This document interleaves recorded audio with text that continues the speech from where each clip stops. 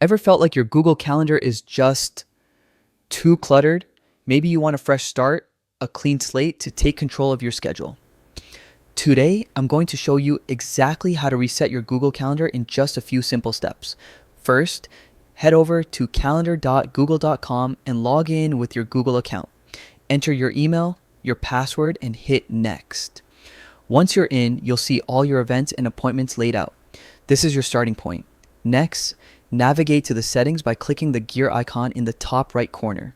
Inside the settings menu, you'll find a list of all your calendars on the left side.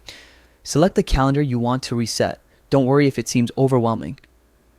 The key here is focusing on one thing: deletion. Scroll down until you find the delete option. Click it, take a deep breath, and then confirm by selecting permanently delete. Remember, this is irreversible. Once you do this, all events, reminders, and appointments from that calendar are gone. And just like that, you have a clean, empty calendar ready for a fresh start.